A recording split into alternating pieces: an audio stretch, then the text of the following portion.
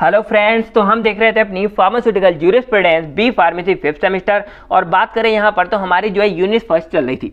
तो जो हमारा इसमें आज का टॉपिक है वो हमारा क्या है यहाँ पर legal definitions of schedule to the act and schedule to the rule.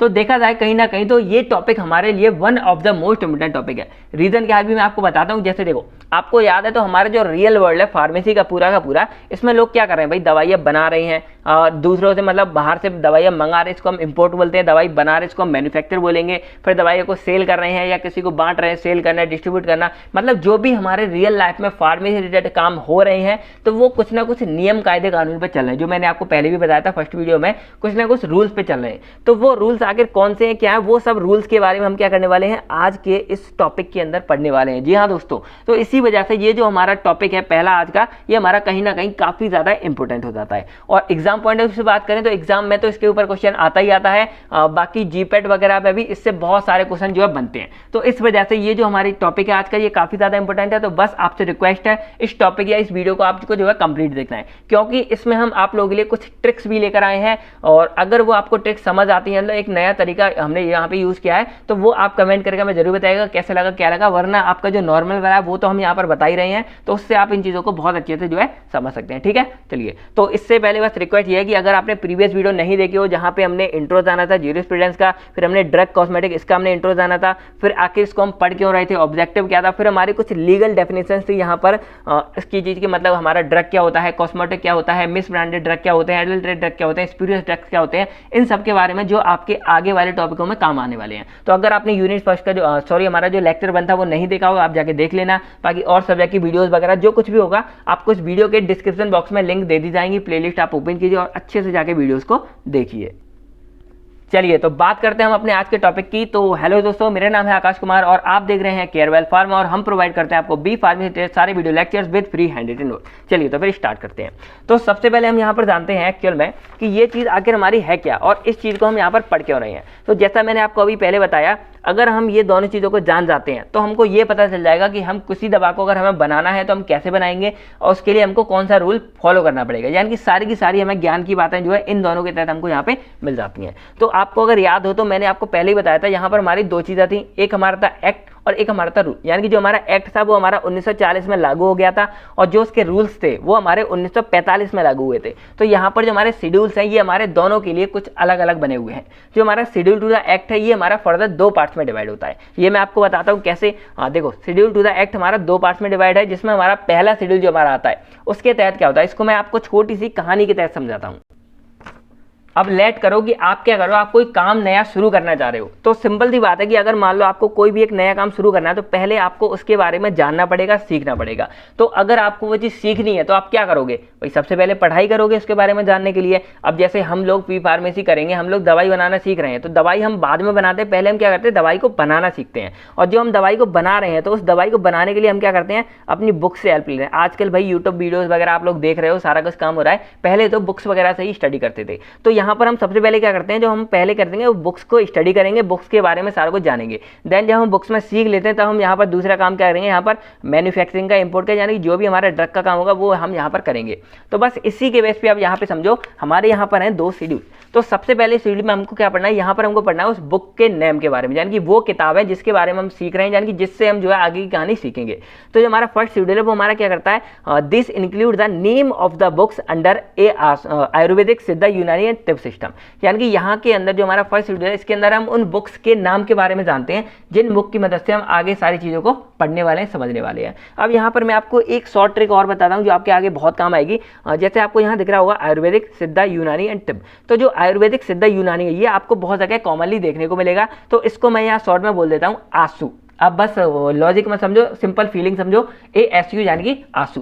तो A for Ayurvedic, S for सिद्धा और U फॉर यूनानी। तो इस तरह आपको ये चीज़ें याद रहेंगी। जब भी आपको कहीं याद करना हो ये तीनों सिस्टम आ रहे हो, बस शॉर्ट में बोलो आंसू सिस्टम आ रहा है भाई, यानी कि आयुर्वेदिक, यूनानी एंड सिद्धा, सॉरी आयुर्वेदिक, सिद्धा, यूनानी। तो इस तरह आप इन चीज़ों को याद कर सकते हो। तो फर्स्ट शेड्यूल में आपने क्या किया, यहाँ पर आपने बुक्स के बारे में पढ़ा, यानी कि बुक्स के जो भी हमारे नाम वगैरह आते हैं, यानी कि सिंपल बोला जाए तो फर्स्ट शेड्यूल हमारा उन चीज़ों को इंक्लूड करता है जिसमें हम क्या करते हैं, अपने बुक्स के नाम को रखते हैं। और कौन सी बुक्स के नाम को, वो किताबें जो हमारे आसू सिस्टम के अंदर आती हैं, आसू टी यहाँ बोल दो क्योंकि भाई टी से तिब्बत सिस्टम ही हमारे यहाँ आ गया, तो आसू टी के सिस्टम के अंदर हमारी कौन सी बुक्स आती हैं, जो आती हैं फर्स्ट शेड्यूल के अंदर आती हैं। फिर हमारी बात आती है शेड्यूल सेकंड की। तो देखो यहाँ पर हमने बुक्स वगैरह के बारे में सीख लिया, सारा फंडा समझ लिया कैसे, तो अब हमें करना है आगे काम। तो भाई जब आप सीखने के बाद अब क्या करोगे, अब आप अपने ड्रग्स के बारे में काम करोगे, ड्रग्स को बनाओगे और मैन्युफैक्चरिंग करोगे।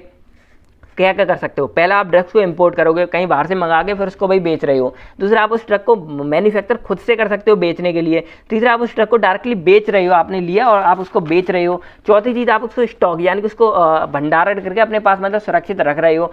पाँचवा आपने उसको क्या किया, मतलब बेचने के लिए आपको उसको निकालने कुछ भी काम कर दिया। और छठा आपने क्या किया, उसको डिस्ट्रीब्यूट यानी कि आप उसको बांट रहे हो। यानी कि ये सारे के सारे अगर आपको काम करने हैं इंपोर्ट का, ड्रग को मैन्युफैक्चरिंग का, बेचने का, बांटने का, तो ये सारे काम आपको कहाँ पढ़ने पड़ेंगे, शेड्यूल सेकंड के अंदर पढ़ने पड़ेंगे। तो पहले में आपने क्या किया, पहले में आपने बुक्स वगैरह के बारे में स्टडी किया, समझा, दूसरे में आपने वो ड्रग बना के बेच दिया। तो ये होती है भाई एकदम फाड़ू टेक्निक होती है। तो इस तरह आप समझ गए होंगे शेड्यूल फर्स्ट और सेकंड शेड्यूल का क्या था, कैसे रूल था। अब यहाँ पर एक चीज़ और आती है कि अगर आपको मार्केट में कोई न्यू ड्रग उतारना है, यानी कि मान लो आपने कोई नई दवा बनाई है और वो दवा अब आपको जो फाइनली मार्केट में लॉन्च करनी है, तो उसके लिए आपको कुछ और नियम कायदे कानून है जिसका आपको पालन करना पड़ेगा।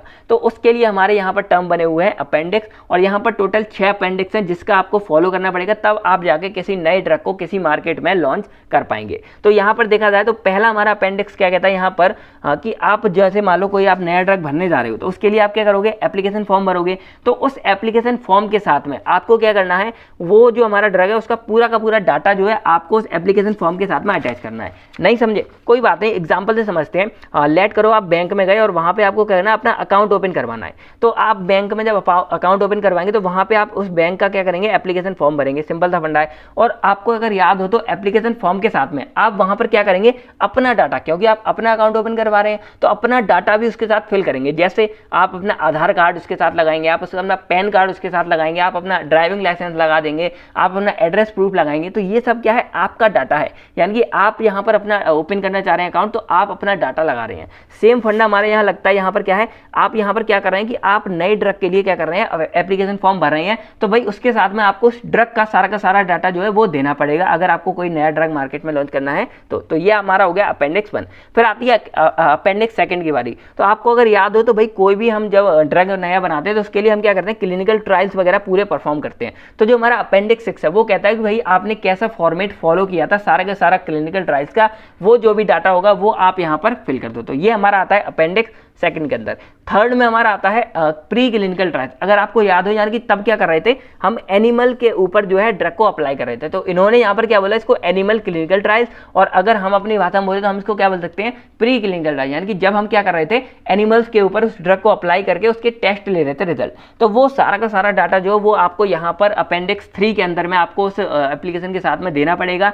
और इसमें क्या होता है, इसमें एनिमल टॉक्सिसिटी चेक होती है। जैसे मान लो आपने वो ड्रग्स से, तो पहले आपने वो जानवरों पे अप्लाई किया, एनिमल्स पे, अगर उन पर कोई नुकसान होता है इसका मतलब वो ड्रग हमारा डेंजरस होगा और वो फर्दर हमारे ह्यूमंस के ऊपर अप्लाई नहीं किया जाएगा। तो इसलिए यहाँ पर ये अपेंडिक्स 3 का जो भी रिजल्ट डाटा होगा वो आपसे यहाँ पर लेते हैं। फिर बारी आती है हमारी यहाँ अपेंडिक्स 4 की। तो इसके अंदर क्या होते हैं, यहाँ पर आपने जो एनिमल की टेस्टिंग की तो उसके लिए आपने कितने एनिमल्स को लिया था, कितने एनिमल आपने चुना था, क्योंकि ये भी होता है ना, आपको यहाँ पे चाहिए लॉन्ग टर्म टॉक्सिसिटी। अब जैसे मैं आपको यहाँ एग्जांपल बताता हूँ, मान लो कोई दवा थी, हमने खाई, पहले दिन हमको फायदा हुआ, दूसरे दिन हमको फायदा हुआ। अब अगर आपको याद हो तो कुछ कुछ हमारे ऐसे ड्रग्स होते हैं जिनका असर हमारी बॉडी से खत्म होने में कई बार हफ्तों तक लग जाते हैं। देखा होगा ना, जैसे कोई दवा का असर 1-2 दिन रहता है, कोई दवा का असर हमारा हफ्तों रहता है। तो इससे यही देखना है कि मान लो कोई आपने दवा खाई, उसने स्टार्टिंग में तो फायदा किया लेकिन बाद में जाके आपकी बॉडी को कोई नुकसान तो नहीं पहुंचा रहा। तो इन सब चीजों को भी जो है यहाँ पर चेकआउट किया जाता है, जिसको हम बोलते हैं लॉन्ग टर्म टॉक्सिसिटी। अब एग्जाम्पल के लिए आप समझो, आपने शायद मूवी देखी होगी साउथ की, जिसको मात्रा नंबर 1 या फिर नंबर 1 जुड़वा नाम से यूट्यूब वगैरह पे भी है।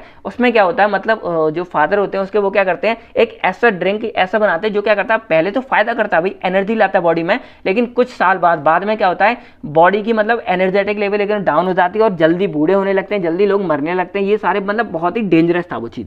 तो उसी को हम बोलते हैं लॉन्ग टर्म, यानी कि स्टार्टिंग में तो फायदा कर रहा है लेकिन वो चीज़ हमारी बाद में क्या कर रही है, नुकसान कर रही है। इसीलिए जो हमारे क्लिनिकल ट्रायल्स और जो प्री क्लिनिकल ट्रायल्स होते हैं ये हमारे 10 साल 12 साल तक होते हैं, जिससे वो ड्रग के मतलब एक एक चीज़ हम चेक कर सकें, ऐसा ना हो कि बाद में वो चीज़ हमें नुकसान पहुंचाए।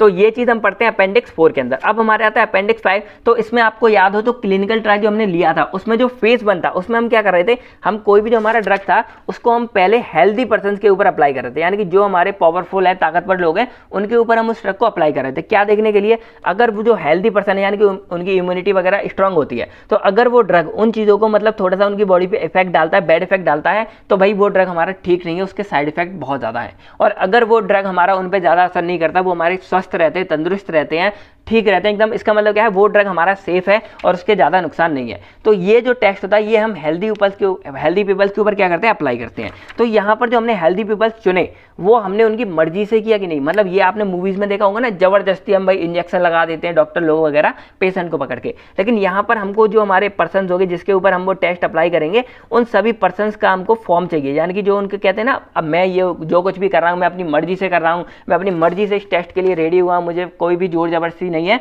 तो वो वाला जो फॉर्म होता है यहाँ पर, इसको हम बोलते हैं पेशेंट कंसेंट फॉर्म। वो फॉर्म यहाँ पर अपेंडिक्स 5 के अंदर भरा जाता है और वो फॉर्म भी आपको यहाँ पर दिखाना पड़ेगा जब आप किसी ड्रग को आगे अप्लाई करना चाहते हैं तब। और फिर हमारा आता है यहाँ पर अपेंडिक्स 6। इसमें क्या होता है कि भाई हमको ये देखना है कि जो हमारा ड्रग है वो काम अच्छा कर रहा है कि नहीं, कॉम्बिनेशन। तो हम क्या करते हैं, उस ड्रग को 4 अलग अलग ग्रुप में अप्लाई करेंगे और वहाँ पे जाके उन ड्रग को हम मतलब देखते हैं, लॉन्ग टर्म यूज देखते हैं सारा कुछ। अगर वो ड्रग ऐसा मान लो यहाँ पर इसने फायदा किया, यहाँ नुकसान किया, इसका मतलब ड्रग में कोई ना कोई क्या है, कमी है। तो इन सब चीज़ों को भी हम यहाँ पर जो है चेक करते हैं और फाइनली जब हमारा सारा कुछ तैयार हो जाता है, सारी तैयार हो जाती है, तब जाके ये सब चीज़ें हम उस ड्रग के साथ फॉर्म अप्लाई करते हैं और तब जाके हमारा जो ड्रग होगा वो हमारा आगे जाके एप्लीकेबल होता है। तो आई होप आप लोग ये सारी चीज़ें समझ गए होंगे कैसे होता है, क्या होता है। अब जो हमारा इसमें नेक्स्ट टॉपिक आता है वो हमारा क्या आता है, legal definitions of schedule to the rule. यानी कि अब हमने जो पढ़ा था वो शेड्यूल टू द एक्ट पढ़ लिए, फर्स्ट सेकंड दोनों शेड्यूल हमने पढ़ लिए। और अगर आपको कहीं भी कोई कंफ्यूजन होता है आप एक बार प्रीवियस करके मतलब स्टार्टिंग से सारी वीडियो देख सकते हैं, इससे आपका रिवीजन हो जाए, क्योंकि ये थ्योरिकल पार्ट है। आप जितनी बार वीडियो को देखेंगे उतना आपके लिए ये अच्छा रहेगा और इसमें आपका रिवीजन भी बहुत ज़्यादा जरूरी है। अब हम पढ़ते हैं यहाँ पर अपने शेड्यूल टू द रूल। तो यहाँ पर देखा जाए तो अल्फाबेट वाइज आपको बहुत सारे शेड्यूल मिल जाएंगे और यहाँ पर हमने क्या किया, बस उनकी आपको डेफिनेशन दी है। क्योंकि अगर आपको जैसे कुछ कुछ हमारे ऐसे हैं, जैसे हमारा यहाँ पे शेड्यूल जी हो गया, एच हो गया, तो इसकी डिटेल्स में स्टडी आपको करनी पड़ेगी और वो स्टडी हम करेंगे यूनिट सेकंड के अंदर। यानी कि यहाँ पर आपको क्या करना है, सिंपली आपको एक डेफिनेशन जानिए कि एक्चुअल में ये जो हमारा शेड्यूल है ये हमारा किस चीज़ के लिए यहाँ पर अप्लाई होता है, किस चीज़ के लिए अप्लाई नहीं होता है। बाकी इससे पहले मैं आपको एक टर्म और क्लियर करूंगा जिसको हम बोलते हैं शेड्यूल। जैसे आपको याद होगा शेड्यूल बार बार आप पढ़ रहे हो, एक्चुअल में ये शेड्यूल हमारी चीज़ क्या है। तो देखो सिंपल सा फंडा है, आपको पता है कोई भी नियम कायदा कानून लिखा जाता है वो किसी बुक या कहीं पर मतलब एक पैराग्राफ की फॉर्म में लिखा रहता है। तो मान लो यहाँ से यहाँ तक हमारा पैराग्राफ लिखा है और इसके मान लो ये हमारा शेड्यूल ए है और इसके अंदर कुछ ना कुछ हमारे रूल्स लिखे हुए हैं। तो यहाँ पर एक पैराग्राफ है जो हमने नाम ए दिया और इसके अंदर हमारे कुछ रूल्स लिखे हैं और इसी का फॉलो करके हमको क्या करना है, आगे अपने फर्दर काम चलानी है। तो इस तरह की जो हमारी चीज़ें होती है इसको हम क्या बोलते हैं, यहाँ पर शेड्यूल बोलते हैं। यानी कि एक पर्टिकुलर चीज को हम यहाँ पर शेड्यूल बोल रहे हैं। ठीक है, चलिए अब हमारी यहाँ पर कहानी इस तरह स्टार्ट होती है। जैसे देखो हम लोगों ने एक चीज नोटिस की होगी, अगर हम लोग कोई मूवी देखते हैं तो वो हमको ज्यादा याद रहती है बजाय कि हमको कोई लेक्चर याद रहे। दूसरी बात यह है, अगर मान लो 4 दोस्त आपस में बैठे हैं और अगर किसी ने आपको कोई कहानी सुना दी तो वो कहानी आपको बहुत देर तक याद रहेगी, लंबे टाइम तक के लिए। और जबकि अगर कोई पढ़ाई की बातें करेगा तो वो आपको याद नहीं रहती इतनी ज्यादा। तो इन्हीं सबको फॉलो करते हुए मैंने क्या किया, एक छोटी सी ट्रिक आपके लिए बनाई, जिसमें मैं क्या करूंगा, आपको कहानी के रूप में ये बातें बताने वाला हूं कि किस शेड्यूल में क्या हो रहा था। और अगर ये चीज आपके लिए हेल्पफुल रहती तो आप कमेंट करके मुझे जरूर बताइएगा। अगर ये चीज आपके लिए हेल्पफुल रहेगी तो मैं ट्राई करूंगा ऐसे और भी बातें आपके लिए बनाने के लिए। बाकी मैं आपको यहाँ भी ये बातें जो है समझाऊंगा। तो चलो कहानी इस तरह शुरू होती है कि मान लो एक हमारा बंदा है ए नाम का लड़का, और यहाँ पर हमने अपने one of the most favourite चीज़ों को लिया, अक्षय कुमार पाजी को लिया है। तो अक्षय पाजी से यहाँ कुछ बातें हो जाएंगी तो हमारा भी दिल खुश हो जाएगा, और अगर आपके भी फेवरेट है तो कमेंट करके बताइएगा। चलिए तो यहाँ पर समझते हैं क्या हुआ कि मान लो एक ए नाम का बंदा आया और उसने अक्षय पाजी से यहाँ पर बात करनी है। तो वो अक्षय पाजी से क्या बोलता है यहाँ पर कि पाजी मैं ना थोड़ा सा परेशान हूँ और मुझे थोड़ा बहुत काम की मतलब वो चाहिए। और अक्षय पाजी तो बताइए भाई सबके दिलदार आदमी, सबकी जी खोलकर मदद करते हैं। तो यहाँ पर उसने बोला कि मुझे ना कुछ काम करना है इसमें मस्त पैसा बचा। तो अक्षय भाई क्या काम करना है, ऐसा तो कहता मुझे करना है मेडिकल वाला काम। अब आप लोगों ने भाई रिलेटिव, आप इसको अगर रिलेट करेंगे तो आपको समझ आएगा। जो लोग भी क्या कहते हैं भाई सबसे अच्छी लाइन है बी फार्मा, क्यों भाई मेडिकल ओपन कर लो और जितना है लोन पे मेडिकल ओपन करो, मस्त पैसे छापो। लेकिन एक्चुअल में ये एक जिम्मेदारी का भी काम होता है अगर आप लोग इसको पॉजिटिव वे में लेंगे तो यहाँ पर वो कहता है कि भाई मैं अपना थोड़ा सोच रहा हूँ दवाई वगैरह का काम थोड़ा सा ओपन करूँ ताकि, ठीक है कर ले। तो फिर वो कहता है कि मुझे इसके लिए क्या करना पड़ेगा, तो अक्षय पाजी कहते हैं भाई लाइसेंस चाहिए। तो कहता है लाइसेंस के लिए, तो लाइसेंस के लिए कहते हैं अप्लाई कर दें। तो कहता है अप्लाई के लिए, तो अप्लाई के लिए एप्लीकेशन फॉर्म भर दें। तो कहता है ठीक है। तो अक्षय पाजी वो कहता है लड़का फिर भाई क्या करें इसके लिए, तो अक्षय पाजी कहते हैं इसके लिए आप अपने शेड्यूल देखो। अब यहाँ पर चलेगी हमारी शेड्यूल की सारी कहानी, ठीक है चलिए। तो यहाँ पर क्या होता है, अक्षय पाजी कहते हैं आप सबसे पहले ए नाम का शेड्यूल देखो, यानी कि ए नाम का शेड्यूल जिससे ए फॉर बनती है हमारी एप्लीकेशन। क्या बनती है, एप्लीकेशन। तो यहाँ पर वो बंदा क्या कर रहा है, यहाँ पर कर रहा है ठीक है पाजी मैं लाइसेंस के लिए एप्लीकेशन भर दूंगा और इसके लिए मुझे देखना है शेड्यूल ए। यानी कि यहाँ पर आपको एक चीज समझ आ गई, हमारा जो शेड्यूल ए है वो हमारा क्या करेगा, contents various forms and format of letter for application of licence. यानी कि आपको अगर कोई चीज ओपन करनी है तो उसके लिए आपको लाइसेंस चाहिए और उस लाइसेंस के लिए आपको क्या चाहिए, उसकी जो एप्लीकेशन फॉर्म हो गई, फॉर्मेट हो गया, लेटर हो गया, यानी कि जो भी चीज आपकी लाइसेंस से रिलेटेड है उन सबकी जो एप्लीकेशन है वो सारी चीजें आपकी कहाँ आती हैं, शेड्यूल ए के अंदर आती है। यानी कि यहाँ पर आप एक बात कॉमनली समझ के, schedule A is equal to application for licensing. यानी कि आपको कोई चीज लाइसेंस वगैरह चाहिए तो आपको शेड्यूल ए को फॉलो करना पड़ेगा। तो यहाँ पर ये कहता है ठीक है भाई मैं लाइसेंस वगैरह भर दूंगा अक्षय पाजी, ठीक है, लेकिन अब आप बताओ इसके लिए मुझे फीस वगैरह क्या पे करनी है। अब नॉर्मल सी बात है, आपने अब तक कोई भी फॉर्म भरा होगा तो आपने उसके लिए फीस भी पे होगी, नॉर्मल बात है भाई। आपने मान लो बी फार्मा का भरा या मान लो आपने कोई कॉम्पिटिशन एग्जाम भरा, आपने IIT जी मेंस का भी भरा होगा बहुत लोगों ने, तो वहां पर भी आपने कुछ ना कुछ 800, 1000, 1600 वो अपने अपने अलग अलग हो जाते हैं फंडे, उस पर आपने वो फीस जो है भरी होगी, तो वो कुछ हमारी फीस होगी। तो भाई यहाँ पर ये बंदे ने पूछा कि भाई मुझे भी कुछ फीस जमा करनी पड़ेगी, तो पाजी कहते हैं हाँ भाई बिल्कुल करनी पड़ेगी। तो इसके लिए आपको क्या करना है, आप बस अपने अगले वाले द्वार पे चले जाओ। अगला मतलब क्या है, आप ए शेड्यूल पे थे, अब आप बी वाले शेड्यूल पे चले जाओ। तो वो जाता बंदा बी शेड्यूल और वहां पर उसको क्या मिल जाती है, बी शेड्यूल पे उसको सारी की सारी इंफॉर्मेशन मिल जाती है फीस स्ट्रक्चर से रिलेटेड, यानी कि उसको कितनी फीस पे करनी है किस लाइसेंस के लिए और पूरा जो काम करेगा उसके लिए क्या स्ट्रक्चर रहेगा, फीस स्ट्रक्चर क्या रहेगा, वो खुद कितने कमा सकते हैं, यानी कि जो भी हमारी फीस से रिलेटेड बातें थी वो उसको सारी बातें हमारे शेड्यूल बी के अंदर मिल जाएंगी। तो अब वो लड़का वापस आता है, अब कहता है चलो अक्षय पाजी ये सारे काम तो हो गए, अब मुझे ये चाहिए कि मैं काम शुरू किस में करूँ, क्योंकि भाई फार्मेसी कोई छोटा फील्ड तो है नहीं, इसके अंदर बहुत सारी बातें हैं। तो पाजी बोलते हैं बताओ भाई क्या करना है। तो भाई लड़का बोलता है मुझे कुछ बड़ा काम करना है, बड़ा काम, ठीक है। तो यहाँ पर अक्षय पाजी कहते हैं देख बड़ा काम फार्मेसी में वैसे तो सारे ही होते हैं, लेकिन तुझे अगर याद हो तो जो चीज़ें हमारी ऐसी होती हैं, कैसी, जैसे हमारी इंजेक्शन वाली हो गई, या हमारे कुछ बायोलॉजिकल प्रोडक्ट हो गए। जैसे एग्जाम्पल अभी समझो, अभी बहुत सारी कंपनियां हैं बड़ी बड़ी जिन्होंने क्या किया भाई दवाई बनाते हैं टैबलेट, लेकिन जिस कंपनी ने वैक्सीन बनाई या कुछ ऐसे सीरम विटामिन ऐसी जो चीजें बनाती हैं वो कंपनियां हमारी थोड़ी सी हैवी मानी जाती हैं, थोड़ी सी हमारे बड़े लेवल की मानी जाती हैं। क्यों? क्योंकि ये काम थोड़े से रिस्की हो जाते हैं और थोड़े एडवांस काम होते हैं, जैसे किसी की वैक्सीन बनाना, किसी का विटामिन बनाना और कोई ऐसी चीजें और बनाना, अदर बायोलॉजिकल प्रोडक्ट बनाना। बायोलॉजिकल मतलब बॉडी के अंदर के कुछ प्रोडक्ट अगर कोई बनाती कंपनी तो वो थोड़ा हैवी काम होता है। तो अक्षय पाजी कहते हैं भाई इसका देख ले, और इन सब कामों के लिए तुझे क्या करना है, बस अपने अगले शेड्यूल यानी कि शेड्यूल सी में जाके देख ले। तो यहाँ पर हमारा आता है शेड्यूल सी और इसके अंदर हमारे क्या आते हैं, contents various biological product and their regulation, यानी कि गवर्नमेंट क्या करेगी उन प्रोडक्ट को रेगुलेट कर रही है, यानी कि उनके इंपोर्ट को, एक्सपोर्ट को, डिस्ट्रीब्यूशन को, मैन्युफैक्चर को, जहां भी वर्ड रेगुलेशन का आ जाए, इसका मतलब क्या होता है रेगुलेट करना, यानी कि किसी चीज को चलाना। और किसी चीज को चलाने का मतलब क्या है, उसको इंपोर्ट करना, सेल्स करना, डिस्ट्रीब्यूट करना, मैन्युफैक्चर करना, ये सारे काम हमारे आ जाते हैं। तो शेड्यूल सी के अंदर आपको ऐसी चीजें मिलेंगी जिसका आपको क्या करना पड़ेगा, जैसे कोई भी आपको बायोलॉजिकल प्रोडक्ट है तो उसका जो रेगुलेशन वगैरह ये जो सारी बातें हैं ये आपको शेड्यूल सी के अंदर देखने को मिलेगी। तो वो लड़का कहता है ठीक है। अब वो कहता है अगर मैं खुद का कुछ और स्पेशल प्रोडक्ट खोलना चाहूँ तो कहता है भाई एक नंबर और आगे चले जा, क्योंकि तुझे भाई स्पेशल प्रोडक्ट चाहिए तो ये तो हमारे शेड्यूल सी के अंदर आते हैं, लेकिन तुझे कुछ और स्पेशल चाहिए जो हमारे आते हैं C1 के अंदर आते हैं। अब मैं आपको यहाँ पर ना अक्षय पाजी ना वो, मैं आपको समझाता हूँ शेड्यूल सी और C1 क्या है। तो देखो अगर आपको कोई बायोलॉजिकल प्रोडक्ट चाहिए और उसका रेगुलेशन, तो ये सारे फंडे आपके आते हैं सी के अंदर, और अगर आपको सेम चीज चाहिए तो ये भी हमारे आते हैं C1 के अंदर। अब आप कहोगे ये क्या चक्कर है भाई, सी और C1 सेम है, तो इसका बस इतना सा अंतर है कि यहाँ पर जो C हमारे है इसमें हमारे आते हैं पेरेंटल प्रोडक्ट, और आपको याद हो पेरेंटल हमारे कौन से होते हैं, जो हम इंजेक्शन के द्वारा अपनी बॉडी में अप्लाई करते हैं, वो हमारे कहलाते हैं पेरेंटल वाले प्रोडक्ट। और जो हमारे शेड्यूल सी बने इसमें आते हैं हमारे नॉन पेरेंटल एडमिनिस्ट्रेशन, यानी कि इन चीजों को हम इंजेक्शन के द्वारा अपनी बॉडी में नहीं लेंगे, और लेकिन ये स्पेशल हैं, हमारे स्पेशल हैं, बायोलॉजिकल हैं, लेकिन ये हम क्या करेंगे इंजेक्शन के द्वारा अपनी बॉडी में नहीं लेते हैं। तो ये हमारे कहलाते हैं शेड्यूल C1। अब मैं आपको एग्जाम्पल बताता हूँ, इसका वैक्सीन और इसका भी वैक्सीन, अब बताओ फिर वही सेम, ये क्या फंडा है। तो देखो शेड्यूल सी में हमारे वैक्सीन वो वाले आएंगे जो हम क्या कर रहे हैं, जो हम इंजेक्शन के सहारे अपनी बॉडी में इंजेक्ट कर रहे हैं, जैसे हमारी जो अभी कोरोना की वैक्सीन लग रही है वो।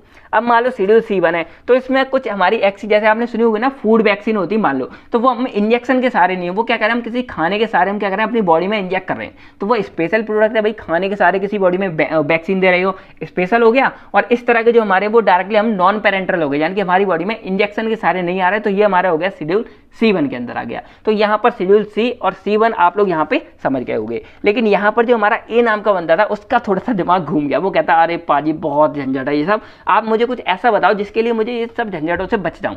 तो पाजी कहते हैं बेटा तथास्तु, ले तेरे लिए यहाँ पर आता है नेक्स्ट शेड्यूल हमारा शेड्यूल D। अब वो कहता है इसके अंदर क्या है, तो देखो हमने ABC पढ़ लिए, C के हमारे 2 थे, C और C1।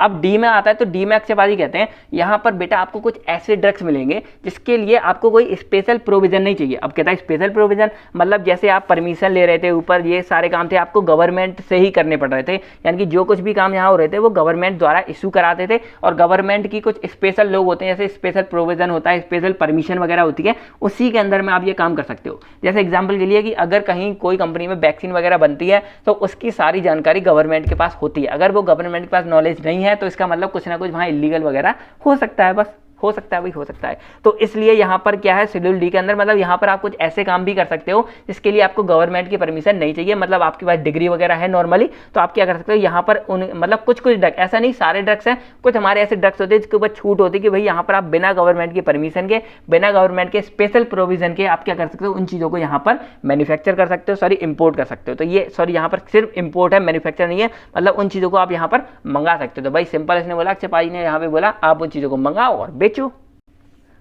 तो यहाँ पर हमारा जो A नाम का बंदा था वो थोड़ा सा खुश हो गया, कहा ये बढ़िया है पाजी, यहाँ पर मैं सिंपल दवाइयाँ मंगाऊंगा बिना किसी परमिशन, बेचूंगा मस्त नादन। तो यहाँ पर फिर वो बंदे के मन में एक डाउट आया, उसने पूछा अक्षय भाई कहीं कुछ ऐसा तो नहीं है, कोई मतलब डेंजरस वाला कोई फंडा तो नहीं हो जाएगा, मैं कहीं फंस तो नहीं जाऊंगा। तो अक्षय भाई ने यहाँ पर एक चीज़ बताई, बेटा अगर तुम यहाँ पर एक गलत काम करते हो, क्या अगर तुमने कोई ऐसी चीज़ पकड़ ली जो हमारी पॉइजनस सब्सटेंस है, पॉइजनस मतलब जहरीली है, यानी कि जिसमें कोई ना कोई हमारा फंडा होगा जहरीला वगैरह, तो यहाँ पर आप फंस जाओगे। तो अब वो लड़का डर जाता है, वो कहता किसका, तो उन्होंने अक्षयवादी बोलते हैं यहाँ पर आपको मिलेगा आसु सिस्टम। अब फिर वही आसु सिस्टम क्या, A for Ayurvedic, S for सिद्धा, U फॉर यूनानी, तो हमारा हो गया आसु सिस्टम। तो आसु सिस्टम के अंदर अगर आप कोई भी सब्सटेंस पॉइजनस वगैरह कुछ भी चीज़ है तो उसकी जो स्टडी वगैरह है वो हमारी आती है शेड्यूल E1 के अंदर आती है। तो यहाँ पर अक्षय भाई ने बताया कि बेटा अगर तुझे कोई ऐसी चीज़ें करनी हो, ऐसा कुछ भी करना हो, तो भाई तू जाके शेड्यूल E1 पढ़ लेना। अब उसके मन में ये तो आया, ठीक है वो डर गया, लेकिन उसमें एक सवाल और आया, अक्षय पाजी शेड्यूल E कहाँ गया, ये E1 क्यों आ गया। तो अक्षय पाजी बताते हैं, देख यहाँ पर जैसे तू हर चीज़ में देखता होगा कुछ ना कुछ अपडेट होता रहता है। अपडेट मतलब जैसे मान लो मोबाइल था हमारा एंड्रॉइड 11, 10 था, पहले 11 आ गया, मोबाइल में स्नैपड्रैगन था, बढ़ते जा रहे हैं प्रोसेसर बढ़ते जा रहे हैं, कैमरे 1 था, 2 आए, 3 आए, 4 आ गया, कहीं 5 आ रही हैं, तो कैमरे बढ़ते जा रहे हैं। तो इस तरह हमारे ये जो रूल्स बने हैं, पूरा सिस्टम बना है, इसमें भी कुछ ना कुछ अपग्रेडेशन होती रहती है। यानी कि मान लो कहीं कोई माना कि रूल्स हमारा गलत था, उसको हटा दिया जाएगा, मान लो कहीं कोई रूल्स हमारा सही था या कुछ और रूल की जरूरत है, उसको जोड़ दिया जाएगा। तो इस तरह हमारी ये चीज़ें संशोधित होती रहती है, जिसको इंग्लिश में अमेंडमेंट बोलते हैं। तो उन्हीं अमेंडमेंट के दौरान हमारा शेड्यूल E हटा दिया गया था, और ऐसे अमेंडमेंट हमारे और भी होते रहते हैं, इसको मैं आगे आप लोगों को बता दूंगा। तो इस तरह से भाई ने ये सारा फंडा समझ लिया, और वो लड़का यहाँ से जो है तुम दबा के निकल लिया। उसने कहा भाई पॉइजनस का नाम सुन के वो बंदा यहाँ से निकल लिया। तो यहाँ तक वो बंदा था, आराम से चला गया, E1 तक सारा खेल हमको समझा के चला गया। अब हम समझते हैं कि उसने एक्चुअल में हमको समझाया क्या। तो सबसे पहले वो बंदा आया था अपने ड्रग को ओपन करने के लिए, तो भाई उसको चाहिए था लाइसेंस, उसके लिए उसे चाहिए एप्लीकेशन। तो शेड्यूल A के अंदर हमारी आती है एप्लीकेशन लाइसेंस के लिए। फिर हम आता है शेड्यूल B, और सॉरी मैं क्लियर कर देता हूँ इसको। तो जो शेड्यूल B है हमारा, उसके लिए हमको क्या चाहिए यहाँ पर फीस स्ट्रक्चर, यानी कि उस लाइसेंस या बाकी जो भी चीज़ें हमारी गवर्नमेंट रन लैब्स वगैरह है, जिसके लिए हमको क्या फीस स्ट्रक्चर हमारा तय किया गया, वो सारी बातें आती हैं। फिर C और C1 इन दोनों को आप एक साथ पढ़ोगे तो आपको अच्छा समझ आएगा। C और C1 दोनों में काम क्या हो रहा था, हमारे जो बायोलॉजिकल प्रोडक्ट हैं या कुछ स्पेशल प्रोडक्ट है, उसका जो सारा काम है वो हमारा गवर्नमेंट की निगरानी में होगा। अंतर क्या था, C के अंदर हमारे आते हैं पेरेंटल प्रोडक्ट और C1 के अंदर आते हैं नॉन पेरेंटल प्रोडक्ट। फिर हमारा आता है D वाला कंपाउंड। तो यहाँ पर हम ऐसे ड्रग्स के बारे में पढ़ते हैं जिसको हम बिना किसी प्रोविजन के इंपोर्ट कर सकते हैं, यानी कि मंगा सकते हैं। फिर हमारा आता है E वाला। तो यहाँ पर जो हमारा आसु सिस्टम था उसके अंदर कुछ हमारे ऐसे पॉइजनस सब्सटेंस होते हैं, उन सब की लिस्ट या उन सब के बारे में जो कुछ भी स्टैंडर्ड बातें हैं वो सब बातें हमारी शेड्यूल E1 के अंदर आती हैं। तो बस आपको अब यहाँ क्या याद रखना है, देखो यहाँ पे हमारा ए नाम का बंदा आया जिसने क्या किया, ए से लेके ई तक का हमारा सारा फंडा क्लियर कर दिया। कैसे था, अगर आपको फिर भी डाउट्स है तो आप एक बार वीडियो को पीछे करके एक बार फिर से देख सकते हैं। ठीक है, चलिए अब हम समझते हैं आगे। अब मैंने यहाँ टुकड़ों में इसलिए रखा जिससे आपके लिए एक लंबी चीज ना हो गई, शॉर्ट में हो जाए, जिससे आप इसको अच्छे से याद कर सकें। दूसरा हमारा अब यहाँ पर आता है एक बी नाम का बंदा, ए नाम का निकल लिया, अब आता है हमारा बी नाम का बंदा। अब बी नाम का बंदा क्या करता है, आपको ये भी याद रखना है, बी नाम का जब बंदा आ रहा है तो हमारा शेड्यूल कहाँ से स्टार्ट होगा, एफ से होगा, क्योंकि यहाँ तक हम कहानी को पढ़ चुके हैं। तो अब हमारा जो बी नाम का बंदा आता है वो भी आता है भाई अक्षय पाजी के सामने। भाई अक्षय पाजी के सारे लोग फैन है, तो वो आते हैं यहाँ पर, तो अक्षय पाजी से वो कहता है भाई तुझे क्या काम करना है। अक्षय पाजी बोलते हैं बता तू क्या काम करना है, तो वो कहता है कि मेरा नाम बी है और मैं बी से ब्लड, यानी कि मैं बी से ब्लड का काम स्टार्ट करना चाहता हूँ। बता, अच्छा बात, बहुत बढ़िया भाई, सब बात। तो यहाँ पर वो आता है और वो क्या करना चाहता है, अपने ब्लड नाम का काम स्टार्ट करना चाहता है। तो अक्षय पाजी बताते देख, अगर तुझे ब्लड का काम करना है तो तू देख ब्लड बैंक पूरी की पूरी चला सकता है, और उस ब्लड बैंक को चलाने के लिए तुझे क्या चाहिए, एक अच्छा खासा स्पेस चाहिए। भाई पूरा ब्लड बैंक बनाओगे, जगह अच्छी खासी चाहिए, तुझे क्या क्या चीज़ों की जरूरत होगी, रिक्वायरमेंट, फिर तुझे गवर्नमेंट से क्या परमिशन लेनी है, कैसे लेनी है। तो जो भी तेरे सारे के सारे फंडे हैं ब्लड बैंक के खिलाफ, वो सारे के सारे तो ये कहाँ पढ़ने हैं, शेड्यूल एफ के अंदर पढ़ने। यानी कि अगर हम डायरेक्टली बोलें तो क्या बोल सकते हैं, this contain regulation and standard for running a blood bank, यानी कि आप ब्लड बैंक को कैसे चलाएंगे, उसके जो भी हमारे रूल्स रेगुलेशन है वो आपको शेड्यूल एफ के अंदर मिलेंगे। तो अक्षय पाजी कहते हैं जा बेटा शेड्यूल एफ को जाके पढ़ ले और तू अपनी ब्लड बैंक चला।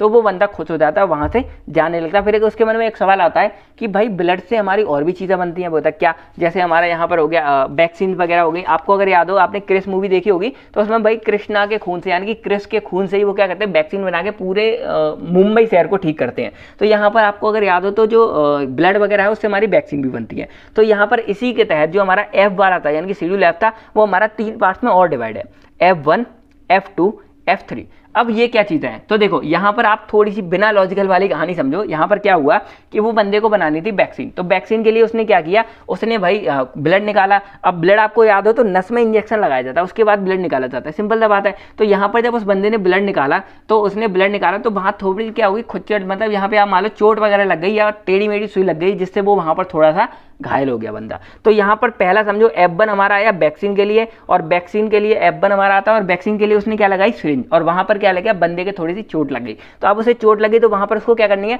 सर्जरी करनी है। तो यहाँ पर जो हमारा F2 था वो आ गया सर्जिकल ड्रेसिंग के लिए, यानी कि सर्जरी वगैरह करनी, ड्रेसिंग वगैरह करनी सारे। अब यहाँ पर हमने ड्रेसिंग कर ली, तो आजकल आपको पता है क्या होता है, टेप लगा देते हैं ऊपर से उस चीज़ को रोकने के लिए। तो यहाँ पर जब ड्रेसिंग हो गई कंप्लीट, तो उसके बाद अब उसको चाहिए भाई टेप। तो जो हमारी अम्बिलिकल टेप्स होती हैं उसके बारे में स्टडी या उसके बारे में जो भी रूल्स रेगुलेशन है वो हम क्या करते हैं, F3 के अंदर पढ़नी है। यानी कि अगर इन तीनों को एक भाषा में समझो, F1 यानी कि वैक्सीन भाई हमको बनानी, वैक्सीन के लिए F1, फिर वैक्सीन जब निकाल रहे थे ब्लड तो भाई चोट लगी तो वहाँ सर्जरी वगैरह करने के लिए F2, और सर्जरी हमारी कंप्लीट हो गई, अब मैं टेप से चिपकाना है तो उसके लिए हमारी F3। तो ये आप समझ गए तीनों एक लॉ में। अब मैं आपको मतलब समझाता हूँ सिंपल। वैक्सीन हमारी वो होती हैं जब मान लो किसी एंटीडोट वगैरह की जरूरत है या कोई ऐसी बीमारी खुलेगी उसको ठीक करने के लिए। सर्जिकल ड्रेसिंग आप सिंपल समझ रहे हैं, कहीं पे चोट वगैरह लगी उसको सर्जरी वगैरह कर रही हैं या उसको ड्रेसिंग वगैरह कर रहे हैं उस चीज़ में। फिर हमारे अम्बिलिकल टिप्स क्या होते हैं, आपको अगर याद हो प्रेगनेंसी वगैरह होती है तो जो हमारी कॉर्ड होती है वो थोड़ी सी जुड़ी होती है, नाभि जिसको हम बोलते हैं, तो उस नाभि को कट करके क्या करते हैं वहाँ पर हम ये टेप वगैरह को लगा देते हैं। तो ये हमारी वो वाली अम्बिलिकल टेप होती है। तो ये तीनों आप यहाँ पर जो है समझ चुके होंगे।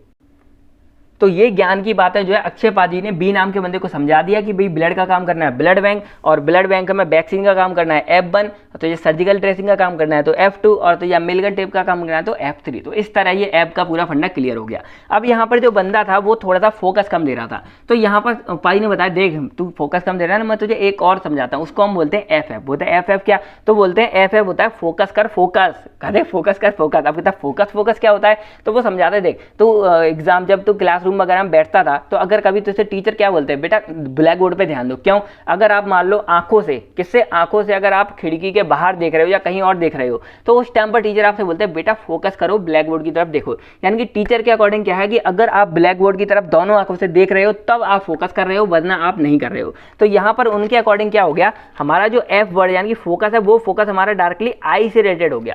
और आई जो हमारी आंखों की जो बीमारियां, आंखों के लिए जो दवाइयां होती हैं वो हमारी आती हैं ऑप्थेल्मिक प्रिपरेशन में।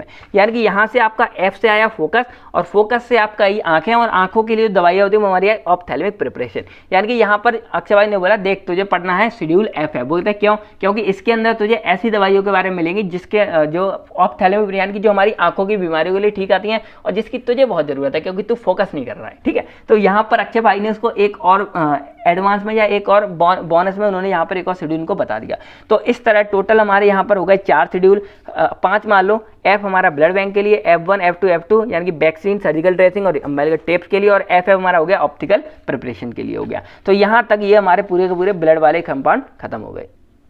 तो अब तक जो हमारा बी नाम का बंदा था उसकी आंखें खुल गई, उसे लगा भाई यहाँ पर तो अक्षय पाजी बहुत होशियार है, मेडिकल के देवता हैं, भगवान हैं, गुरु हैं। तो उन्होंने बोला ठीक है भाई चलो। तो अब उसने कहा मैं कुछ चीज़ें पूछता हूँ अक्षय पाजी से। तो उन्होंने बोला पाजी क्या कोई यहाँ ऐसा भी है कि लोग अपनी मन मर्जी से सारी चीज़ें चलाते हैं, मन मर्जी से सारा कुछ करते हैं, कोई भी दवा हो, अनलिमिटेड कोई भी चीज़ हो, मन मर्जी से कर सकते हैं? तो यहाँ पर अक्षय पाजी कहते हैं नहीं बेटा ऐसा नहीं है। कुछ कुछ हमारी ऐसी दवाइयाँ या ऐसे सब्सटेंस होते हैं जिसका यूज़ हम सिर्फ क्या कर सकते हैं, तभी कर सकते हैं जब हम किसी मेडिकल सुपरविजन में हो, यानी कि किसी मेडिकल, जैसे मैं एग्जाम्पल आपको बताता हूँ, सिंपल समझो, सर्जरी वगैरह आपने देखी होगी टीवी मूवीज़ में होती है, जैसे मान लो किसी का ऑपरेशन हो रहा है कुछ भी, तो वहाँ पर सीनियर डॉक्टर का प्रेजेंट होना बहुत ज़रूरी होता है। जैसे मान लो वहाँ पर आप सर्जरी के वो यूज़ कर रहे हैं, सीजर यूज़ कर रहे हैं, सिलाई वाले यूज़ कर रहे हैं, तो वो सब आप कब यूज कर सकते हैं, जब वहां पर कोई एक मेडिकल सुपर यानी कि हैवी डॉक्टर प्रेजेंट हो। हैवी डॉक्टर बहुत बढ़िया राइडिंग है, तो हैवी डॉक्टर प्रेजेंट हो, हैवी सर्जरी वाले लोग प्रेजेंट हो, तभी आप उनका यूज कर सकते हैं। तो इस तरह के हमारी जो सब्सटेंस है जिसका हम क्या कर सकते हैं,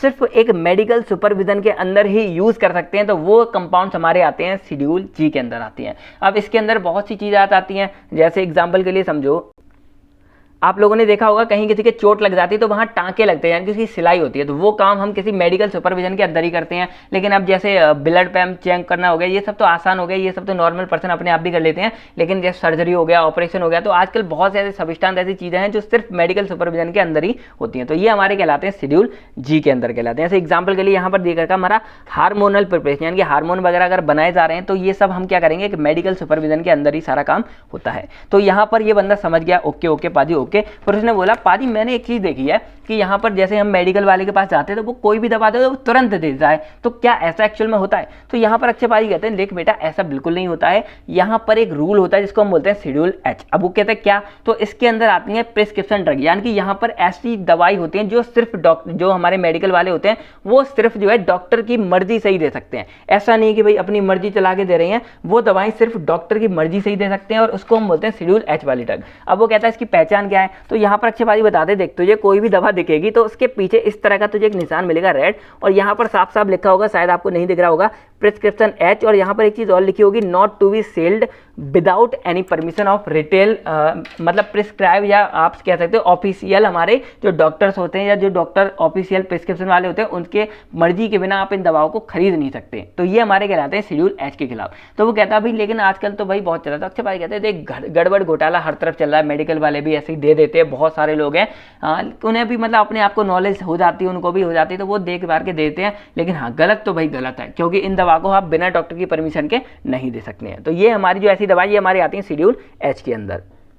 अब यहाँ अक्षय पाजी उसे एक बोनस पॉइंट देते हैं, कहते हैं देख बेटा तूने ये तो समझ लिया है, लेकिन यहाँ पर कुछ चीज़ें ऐसी भी होती है जिसका लोग मिसयूज कर रहे हैं, जैसे हमारी कुछ एंटीबायोटिक्स हो गई या कुछ और भी ड्रग्स हो गए जिसका मिसयूज लोग कर रहे हैं। तो उस मिसयूज को कम करने के लिए भी जो हमारी गवर्नमेंट है फार्मेसी की, उन्होंने हमारा एक रूल बना रखा है शेड्यूल एच एक्ट, यानी कि इसके अंदर हमारे ऐसे रूल्स रेगुलेशन आते हैं जो हमारे क्या करते हैं, हमारे जो एंटीबायोटिक्स हैं, जो अदर ड्रग्स है, उसके जो मिसयूज हो रहा है उस मिसयूज को कम करने के लिए इन्होंने ये प्रावधान रखे हुए हैं। तो भाई बंदा खुश होता है, भाई बहुत महान गवर्नमेंट है, सारा कुछ है। तो यहाँ पर ये सारी चीज़ें जो है उस बंदे को समझ आ जाती हैं। आई होप आप लोगों को भी ये चीजें जो है समझ आ रही होंगी। अब बंदे के मन में एक सवाल आता है कि पाजी क्या कुछ ऐसी भी चीज़ है जो हमारी ट्रीट ना होती हो, ठीक ना होती हो? उसने सारा कुछ तो समझ लिया ये वो, अब उसके मन में ये आ रहा है कि क्या कोई ऐसी चीज़ है जो हमारी ठीक ही ना होती हो? तो पाजी कहते हैं हाँ बेटा ऐसी बहुत सी बीमारियां होती हैं, जैसे हमारा एड्स हो गया, जैसे हमारा HIV हो गया, जैसे कैंसर हो गया। तो ये कुछ आजकल मतलब पॉसिबल तो हैं, लेकिन एकदम मतलब ऐसा नहीं है, गारंटी नहीं है कि हाँ ठीक ही हो जाएंगे। अब मैं आपको एक सिंपल वो बनाता हूँ बीमारी। आप लोगों ने हाइपरटेंशन सुना होगा, यानी कि हाई ब्लड प्रेशर, तो वो भी हमारी एक अनट्रीटेड डिसीज है। अब बहुत लोग भड़क जाएंगे, क्यों भाई उसके लिए तो इतनी दवाइयाँ आपने पढ़ा दी, एंटी हाइपरटेंसिव ड्रग पढ़ा दी, ये सब पढ़ा दिया, तो वो सब उसको सिर्फ कंट्रोल करने के लिए होती है। एक्चुअल में ये बीमारी हमारी क्रॉनिक, यानी कि ये हमारी ट्रीट नहीं होती। आप लोगों ने वर्ड सुना होगा ना कि भाई ये BP के पेशेंट है और इनको मतलब कभी भी इनके लिए खतरा रहता है, एक तो दिल का दौरा का, और इनका BP एकदम बढ़ जाता है, इन्हें ये प्रॉब्लम होती है, सांस लेने में दिक्कत होती है, ये सब बहुत सी बातें।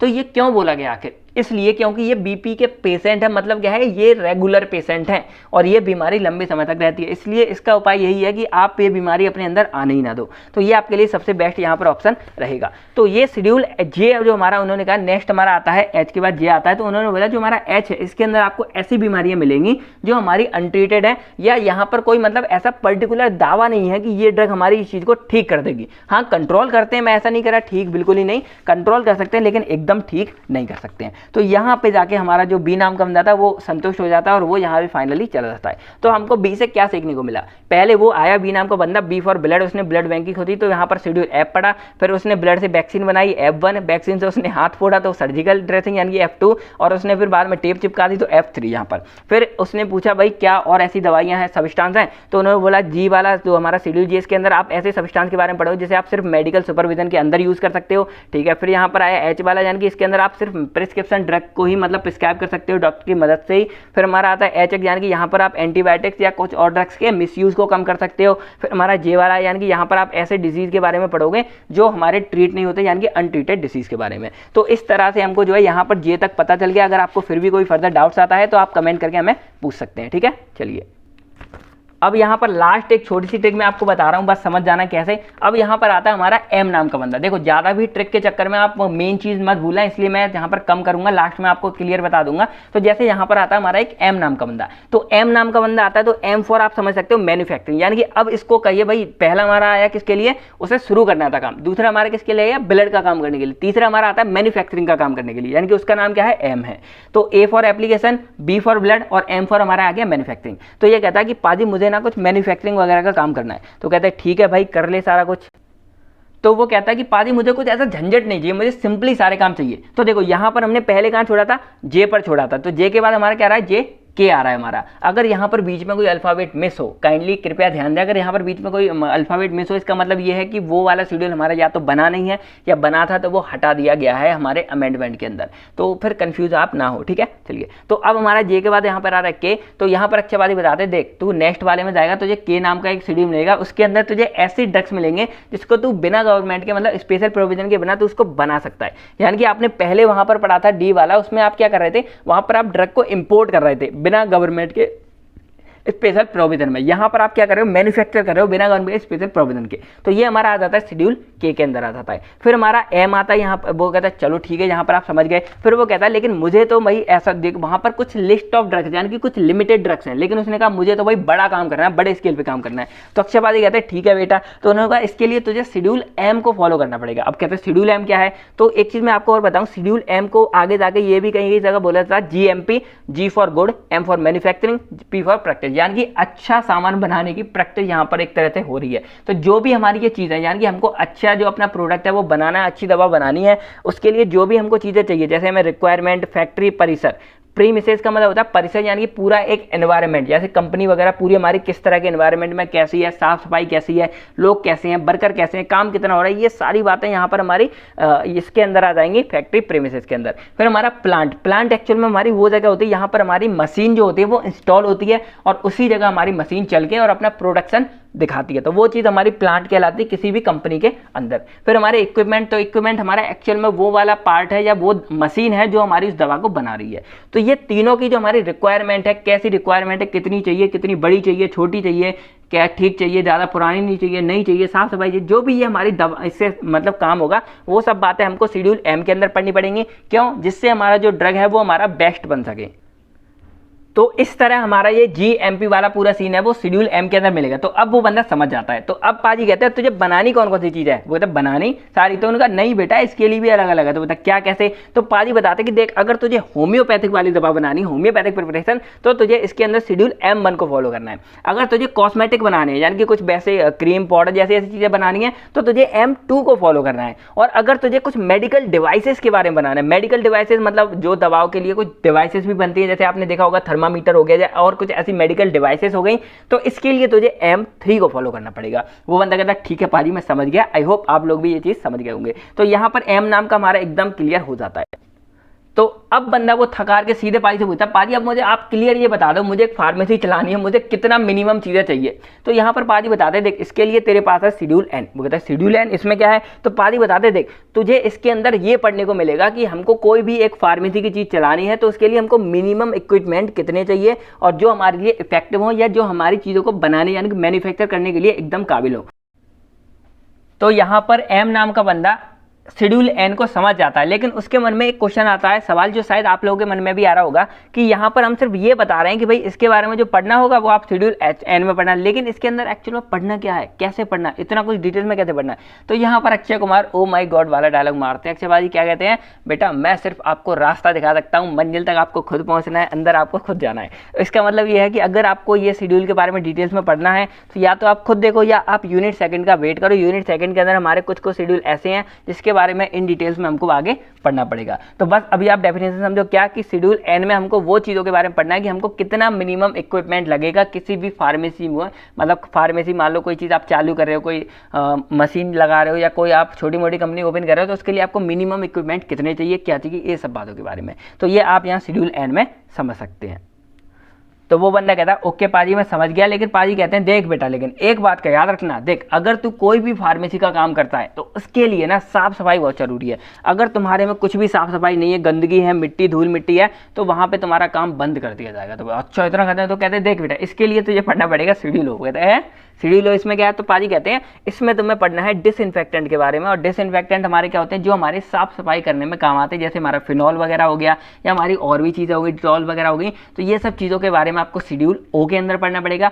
ओ मतलब साफ सफाई करनी पड़ेगी, जी हाँ दोस्तों। तो यहाँ पर शेड्यूल ओ के अंदर आपको क्या पढ़ना है, डिसइंफेक्टेंट के बारे में, यानी कि साफ सफाई करने के बारे में। तो आपको ये याद कैसे करना है ट्रिक्स के बारे में, आपको वो ट्रिक जो कहानी मैंने जैसे बताई उस पैटर्न में आपको एक बार याद रखनी है। आप चाहो तो एक बार लिख सकते हो और उसी पैटर्न में आपको यहाँ पर अपनी शेड्यूल लिख लेनी है और इस तरह आपको जो है सारी कहानी जो है यहाँ पर याद रहेगी। तो शेड्यूल ओ हमारा यहाँ पर आता है डिसइंफेक्टेंट के लिए। तो यहाँ पर फाइनली हम क्या सीखे इस वाले एम नाम के बंदे से कि एम नाम का बंदा आया, उसे भाई एम फॉर मैन्युफैक्चरिंग का काम करना था और हमारा शेड्यूल के से इस चीज़ की जो है स्टार्टिंग हुई थी। तो सबसे पहले उस बंदे ने क्या बोला कि भाई मुझे ऐसी दवा चाहिए जिसमें मुझे सारा कुछ ना करना पड़े। तो उसके लिए उसने पढ़ा शेड्यूल के, जिसमें उसको क्या बनाया, विदाउट स्पेशल प्रोविजन के वो कुछ दवाइयों की मैन्युफैक्चरिंग कर सकता था। फिर उसने बोला इसमें तो भाई दवाई का काम है, मुझे और भी कुछ वैसी दवाइयों के बारे में पढ़ना है। तो पाई ने बोला के बाद हमारा यहाँ पर उसने बोला एम नाम का, और एम को ही हम शॉर्ट में GMP यानी कि गुड मैन्युफैक्चरिंग प्रैक्टिस बोलते हैं। इसके अंदर 3 पढ़े, M1 फॉर होम्योपैथिक के लिए, M2 फॉर कॉस्मेटिक के लिए, M3 फॉर मेडिकल सब्सटेंस के लिए। फिर उसने पूछा फाइनली कि पाजी कुछ ऐसा बताओ जिसमें मिनिमम कौन कौन से सामान से मैं अपनी कंपनी स्टार्ट कर सकता हूं। तो यहाँ पर उसको मिला एन नाम का, यानी कि आपको मिनिमम इक्विपमेंट कितने लगेंगे कोई भी अपना एक पर्टिकुलर काम स्टार्ट करने के लिए, ये इसमें पढ़ा। फिर पाजी ने बताया कि भाई आपको साफ सफाई भी रखनी है, तो उसके लिए आपको शेड्यूल ओ पढ़ना पड़ेगा, यानी कि फिनॉल। तो यहाँ पर आप पढ़े KMNO। KMNO आपको अगर वो याद हो तो आप यहाँ समझ आओ, KMNO इन चारों को किया एक एम नाम के बंदे ने, कैसे क्या किया वो मैंने आपको यहाँ बता दिया, समझ जाना ठीक है। तो यहाँ पर ट्रिक वगैरह बहुत हो गई, जैसे ज़्यादा ट्रिक भी आपके लिए फिर हानिकारक हो सकती हैं। तो यहाँ पर अब हम डायरेक्टली जो है ड्रग्स और प्रोडक्ट को समझेंगे क्या कैसे बनता है, और यहाँ डायरेक्टली हम जो है शेड्यूल पी से इस चीज़ को यहाँ पे लागू करेंगे। आप चाहो तो उस ट्रिक या इन सब की एक पर्टिकुलर मतलब छोटे छोटे वो फॉर्मेट में आप बना सकते हो, किससे क्या हुआ था, इससे आपको वो याद करने में बहुत ज़्यादा आसानी होगी। चलिए तो अब हम समझते हैं हमारा शेड्यूल पी। तो शेड्यूल पी फॉर हमारा होता है पीरियड, यानी कि आप यहाँ समझ सकते हो लाइफ पीरियड ऑफ ड्रग, यानी कि कोई भी जो हमारा ड्रग है उसके आखिर लाइफ साइकिल कितनी होती है, वो कितने टाइम तक जिंदा रहेगा, कितने टाइम तक अपना असर दिखाएगा, कितने टाइम तक सेल्फ लाइफ कितनी, यानी कि अपने आप को जो डिग्रेड कर लेते हैं ना, अपने आप खराब होते हैं, तो वो उसकी कितनी रहेगी। तो ये पूरी की पूरी जो उसकी लाइफ पीरियड है वो हमारी आती है शेड्यूल पी के अंदर। पी फॉर हमारा आगे यहाँ पर पीरियड आता है ठीक है। फिर हमारा एक और इसके अंदर आता है शेड्यूल P1। तो यहाँ पे P से हमारा आ जाता है पैकेज, P1 फॉर पैकेज, यानी कि जो हमारा ड्रग्स वगैरह बन रहा है उसका पैकेजिंग साइज क्या रहेगा, उसको कितना पैकेज करेंगे, कैसे करेंगे। तो ये जो सारे फंडे आएंगे ये हमारे आते हैं शेड्यूल P1 के अंदर आते हैं। अब हमारा नेक्स्ट आता है PQ। तो अब हमारे यहाँ Q वाला जो सिस्टम आता है इसके अंदर हम क्या पढ़ते हैं, जो हमारे सॉप एंड कॉस्मेटिक्स हैं, यानी कि जो हम साबुन वगैरह बनाते हैं और जो कॉस्मेटिक प्रोडक्ट बनाते हैं, तो उन चीज़ों के अंदर हम कुछ चीज़ें मिक्स करते हैं। जैसे हमारी होगी परमिटेड डाई। परमिटेड का मतलब होता है जिसको परमिशन मिल चुकी हो, यानी कि ऐसा नहीं आप कोई भी डाई उठा के लगा दोगे, उसके अंदर कुछ हमारी ऐसी डाई होती है जिसको गवर्नमेंट द्वारा अप्रूवल मिल चुका होता है। तो उन डाई का यूज़ करके आप उस जो हमारे सॉप कॉस्मेटिक हो उसमें आप उसका यूज़ कर सकते हो। कुछ हमारे पिगमेंट्स हो गए, कुछ हमारे कलर्स हो गए, यानी कि और तरह तरह की जो चीज़ें हो गई। तो वो सब जो चीज़ें हैं जिसकी उसकी एक कंप्लीट लिस्ट होती है कि हाँ आप इन चीज़ों का जो है साबुन और कॉस्मेटिक में यूज़ कर सकते हैं, और ये चीज़ों का इसमें यूज़ करना है, इसका इसमें करना है, इसका इसमें नहीं कर सकते। जो भी ये सारी की सारी ज्ञान की बातें हैं ये हमारी आपको शेड्यूल Q के के अंदर मिल जाती हैं। फिर हमारे यहाँ पर आता है शेड्यूल आर।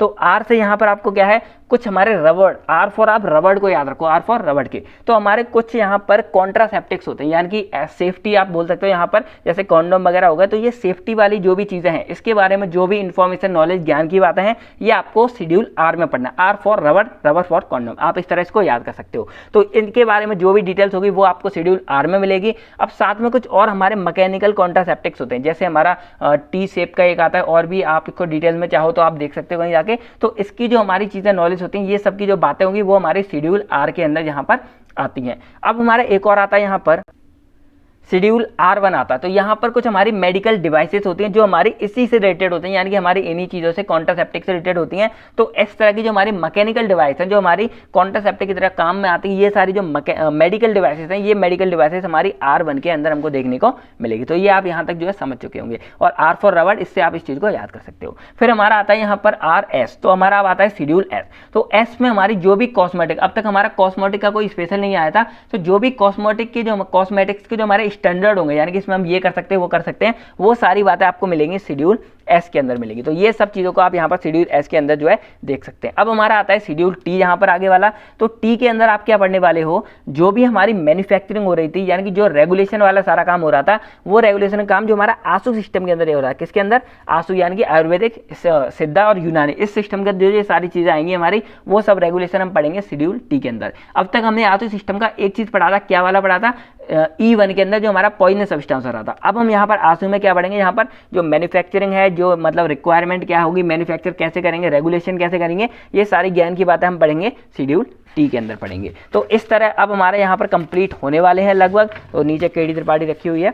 तो ये हम हमारे आते हैं यहाँ पर शेड्यूल यू। तो शेड्यूल यू के अंदर हम क्या पढ़ने वाले हैं, जो भी हमारे जैसे रिकॉर्ड है, यानी कि आपको पता होगा कोई भी हमारा काम हो रहा है, गवर्नमेंट उस सबका रिकॉर्ड रखती है कि भाई किसके नाम पे कौन सी कंपनी चल रही है, कौन सी कंपनी क्या चीज़ को बना रही है। और अगर मान लो उसने वो चीज़ बदल दी, यानी कि मान लो पहले वो बनाती थी टैबलेट, अब वो अगर कोई इंजेक्शन वगैरह बना रही है, तो उसकी डिटेल्स उसने कंपनी से लीक, मतलब गवर्नमेंट को बताई कि नहीं बताई, अपनी मर्जी से कुछ नहीं तो ला रहे हैं। तो ये सबका जो भी रिकॉर्ड वगैरह चीज़ है, वो रिकॉर्ड वगैरह हम सब शेड्यूल यू के अंदर गवर्नमेंट जो अपने पास संभाल के रखती है। फिर हमारे आते हैं शेड्यूल वी। तो वी हमारे क्या होते हैं, यानी कि कुछ ऐसी चीज़ें जो मतलब पेटेंट, मान लो किसी ने कोई दवा पेटेंट करा रखी है या प्रोप्राइटरी मेडिसिन है, जैसे एग्जाम्पल के लिए ले लो, मान लो हमारी डोलो 650 mg है, तो वो जिस कंपनी के नाम पर रजिस्टर्ड है, अब कोई और कंपनी उस डोलो 650 mg नाम से कोई और दवा नहीं बेच सकती, क्योंकि वो क्या होगी, एक पेटेंट ड्रग हो गई। जैसे हमारी सिप्ला की हो जाती है, और भी चीज़ें हो जाती हैं। तो ये जो हमारी पेटेंट होती है, जैसे देसी एग्जाम्पल समझो, तो मान लो एडिडास के जूते हैं, तो वो एडिडास के नाम पे है, तो और कोई कंपनी उस नाम से नहीं बना सकती है।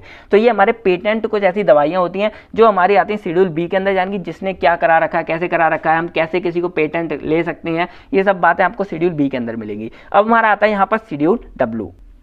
अब शेड्यूल जो हमारा डब्ल्यू है, ये हमारा क्या करता है, ये हमारी जो जेनेरिक मेडिसिन होती हैं, यानी कि जिसका नाम जेनेरिक मेडिकल की जो हमारी दवाई वगैरह होती हैं, इसकी जो भी हमारी लिस्ट वगैरह है, वो हमारी शेड्यूल डब्ल्यू के अंदर आती है। फिर हमारे यहाँ पर आता है शेड्यूल एक्स। और शेड्यूल एक्स का मतलब क्या है, यहाँ पर हमारी जो कुछ भी ऐसी दवा है जिसका जो प्रोविजन होगा, स्पेशल प्रोविजन के सारे, मतलब जिसका जो इंपोर्ट होगा, रेगुलेशन यानी कि इंपोर्ट, लेवलिंग, पैकेजिंग, ये सब हम गवर्नमेंट की परमिशन के साथ ही कर सकते हैं, उसकी परमिशन के बिना हम ये काम नहीं कर सकते हैं। अब आपके मन में आ रहा होगा ऐसा ही तो हमारा कुछ शेड्यूल सी और C1 में था। तो दोस्तों सी और जो C1 थे वो हमारे स्पेशली बायोलॉजिकल प्रोडक्ट के लिए थे, या हमारे स्पेशल कोई प्रोडक्ट के लिए। उसमें यहाँ पर हम नॉर्मल ड्रग्स को भी लेंगे, यानी कि कुछ ऐसी हमारी दवाइयाँ होती हैं जिसको हम बिना गवर्नमेंट के यूज़ या इंपोर्ट वगैरह ये काम नहीं कर सकते, सेल नहीं कर सकते। जैसे हमारे कुछ नार्कोटिक ड्रग हो गए, क्योंकि उसका मिसयूज वगैरह ज़्यादा होता है, कोकेन, हेरोइन हो गए, आपने सुना होगा। तो जिनका मिसयूज ज़्यादा होता है या कुछ ऐसी डेंजरस दवाइयाँ होती हैं, उसको हम जो है गवर्नमेंट के सहारे, यानी कि गवर्नमेंट के अंदर ही हम उनका जो ये काम करना है वो हम यहाँ पे कर सकते हैं। फिर हमारे यहाँ पर लास्ट आता है शेड्यूल बाई। और शेड्यूल बाई के अंदर हम क्या पढ़ते हैं, इसमें जो हमने जैसे क्लिनिकल ट्रायल्स वगैरह अपना किया, तो क्लिनिकल ट्रायल्स हम किसी अगर नए ड्रग का करें तो उसके लिए हमको क्या चाहिए, कैसी चीज़ चाहिए, तो वो सारी जो इन्फॉर्मेशन है वो हमको शेड्यूल बाई के अंदर मिलती है। यानी कि सिंपल लैंग्वेज में कहें तो अगर हमको कोई नया ड्रग बनाना है, उसके लिए जो हमको क्लिनिकल ट्रायल्स करना है, उसके लिए जो रिक्वायरमेंट है या उसके लिए जो गाइडलाइंस वगैरह है, वो हमको इस शेड्यूल बाई के अंदर हमको सारा कुछ देखने को मिलता है।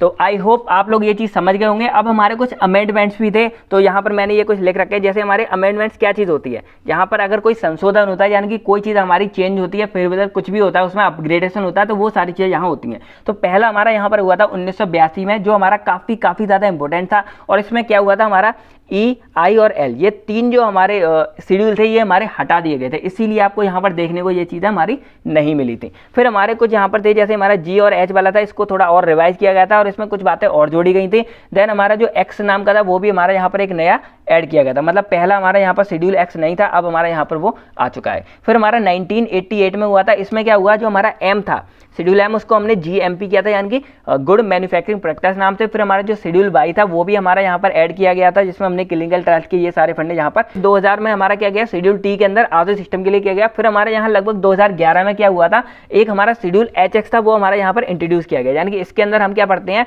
अपने जो एंटीबायोटिक्स वगैरह होते हैं उसके मिस यूज को कम करने के लिए सारी बातें यहाँ पर समझते हैं। तो इस तरह ये हमारे कुछ अमेंडमेंट्स हैं। बाकी अगर हमको ये पूरे ड्रग्स को अगर डिवाइड करना हो, यानी कि आप कहें अगर इन पूरे शेड्यूल को हम पार्ट में तो किस तरह कर सकते हैं, एक हमारा इसमें आता है drug specified in schedule C, C1 and X, यानी कि एक हम पूरा ले सकते हैं यहाँ क्लासिफिकेशन सी और C1 और एक्स, यानी कि इन तरह के ड्रग को एक हम ले सकते हैं। ड्रग नॉट स्पेसिफाइड, यानी कि एक ये हमारा हो गया। फिर इसके अलावा जो बची हुई ड्रग्स है वो हमारी यहाँ सेकंड कैटेगरी में आ जाएंगी। फिर एक हमारी यहाँ आ सकती हैं जो सिर्फ सी और C1 के अंदर आती हो, एक्स के अंदर नहीं आती हो। और लास्ट हमारा आ सकता है ऐसी ड्रग जो हमारी सिर्फ एक्स के अंदर आती हैं, और ये हमारी एक्स और ये सब चीज़ें क्या हैं जो मैंने आपको पहले यहाँ पर बता रखा है। तो आई होप आप लोग को सारा कुछ समझ आ गया होगा। अब आपको जो है कमेंट्स करके हमें बताना है कि आपको ये वीडियो कैसी लगी, हमारा एफर्ट्स आपको कैसा लगा और आपको कुछ समझ आया कि नहीं आया। अगर आपको कुछ भी यहाँ अच्छा बुरा लगा हो तो आप कमेंट करके हमें जरूर बता सकते हैं। बाकी मिलते हैं आपसे बहुत जल्द, तब thank you, take care and अपना और अपनी फैमिलीज का ख्याल रखिएगा। बाय बाय, जय हिंद दोस्तों।